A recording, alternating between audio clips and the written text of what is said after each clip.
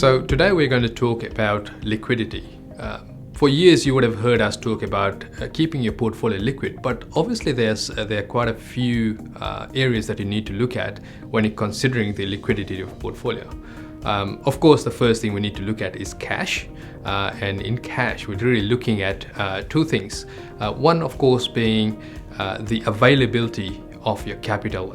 If buying this particular property is going to erode all of your capital away and you've got no more buffer left, perhaps you need to be really looking at that purchase, because if there is any cash constraints over the coming months, then you would be in a dire situation, especially with today's finance market. So it's important that you don't use up all of your capital, and that way you're keeping some liquidity available so that the proverbial hot water system, if that does crash and burn, then you've got money there.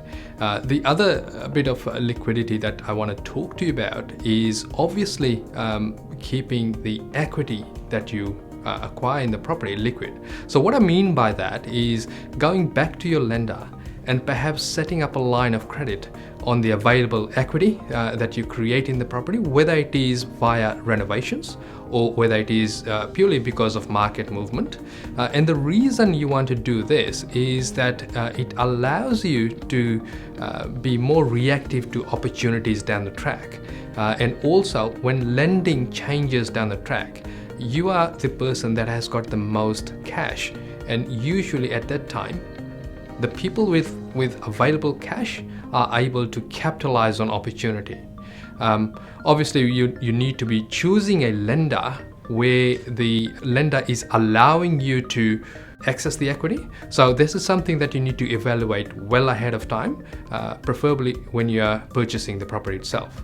So coming on to lenders themselves, we want to make sure that the property you're buying is appealing to a large number of lenders.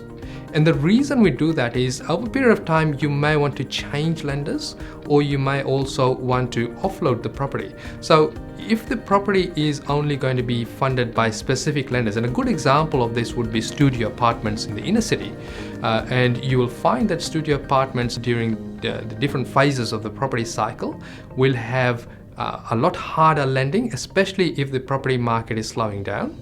And therefore, if you were wanting to offload that property at that point in time, you'll find that there are very few buyers around, purely because that they're not able to get funding to purchase the property off you.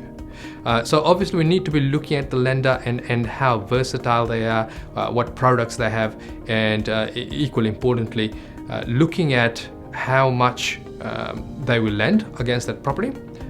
Being that some lenders may lend you only 60% of the value of the property, where others may lend you 80% of the value of the property. So you need to be looking at that from a liquidity point of view. And then finally, of course, the property itself in terms of where it sits in the suburb, where it sits in the state, and where it sits in the property market is really important. And what I mean by that is that you should not be buying a unique property within your portfolio. In other words, if you were to go wrong, or if you were to offload the property at any point in time, whether it is planned or unplanned, you need to have the property appealing to the masses. In other words, it needs to have some level of owner-occupier appeal, and certainly a level of appeal to the everyday investor, so that you've got a large pool of people that you can on-sell the property to when you're ready to do so. Thanks so much for watching. For more great insights, head over to our website, 𝗙𝗢𝗡𝗖𝗓.com.au. You can also tune into our podcast, Investing Insights, or follow us on all socials. We look forward to seeing you again soon.